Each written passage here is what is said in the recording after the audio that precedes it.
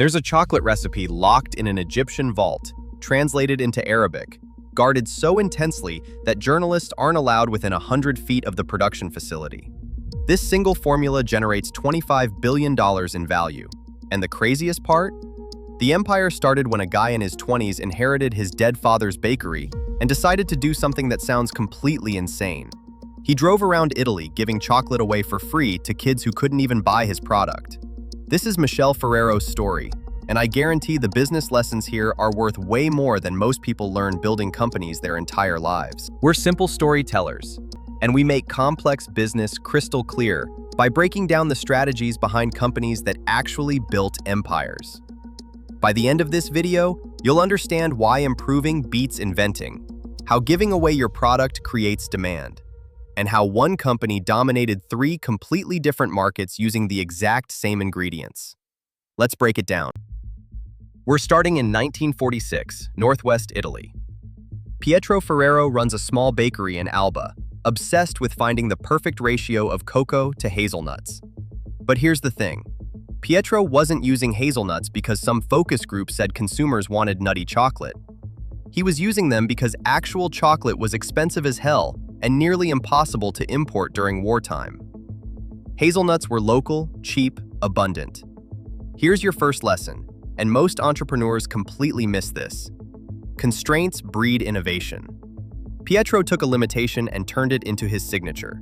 He creates this thick, chocolatey paste called pasta gianduja, packages it in aluminum foil. People go crazy for it. It's selling nationwide. He's winning. Then tragedy hits. Pietro dies at 51. The business lands in his son Michele's hands, who's barely out of his 20s. Less than a decade later, his uncle dies too. Michele's running the whole show, grieving, probably terrified. Most people would sell. Michele did the opposite. In 1949, he takes his father's chocolate paste and asks one simple question. What if we made it a spread? What if we put it in a jar so it sits on the breakfast table next to jam? This is brilliant for 3 reasons. First, it transforms chocolate from luxury to everyday staple.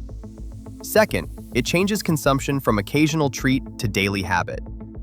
Third, it's affordable for regular families. Michele didn't throw away his father's formula. He repositioned it. But launching the product was only half the battle. Here's where Michele does something that sounds absolutely insane. He takes a truck, paints it in company colors, and sends it driving around Italy, giving chocolate away for free to kids. Kids who have 0 purchasing power. Every traditional marketer would say this is idiotic. You're burning inventory on people who can't buy your product. But Michele understood something decades ahead of his time.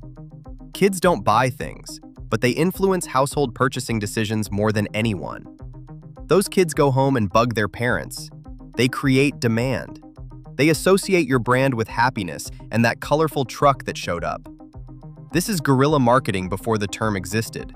This is growth hacking before Silicon Valley invented the phrase. And it works spectacularly. Within 10 years, Michele has 3 new factories, 2 outside Italy. If you're seeing how these lessons apply to your business, hit that like button and subscribe, because the next part is the masterclass. When Michele Ferrero died in 2015, he was Italy's richest man, worth $25 billion. 4 generations later, still family-owned, still protecting that secret recipe. Here's what you need to remember. First, iterate, don't invent. Michele didn't throw away his father's formula. He improved it, repositioned it, found new delivery methods. Second, create demand, don't wait for it. That truck driving around giving chocolate to kids wasn't an expense.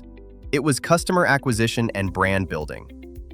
Third, brand segmentation beats single positioning.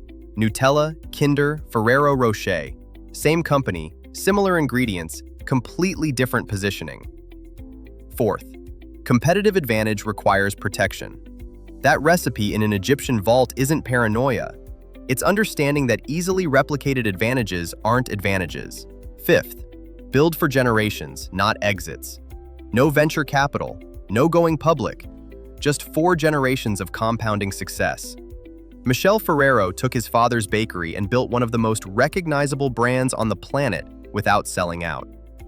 Next time you see that gold wrapper, remember, you're looking at 4 generations of marketing genius, brand mastery, and proof you can build billions without giving away ownership. That's the difference between building a business and building a legacy. If this changed how you think about building something that lasts, smash that like button and subscribe to Simple Storytellers. Drop a comment with the lesson that hit you hardest. I'll see you in the next one.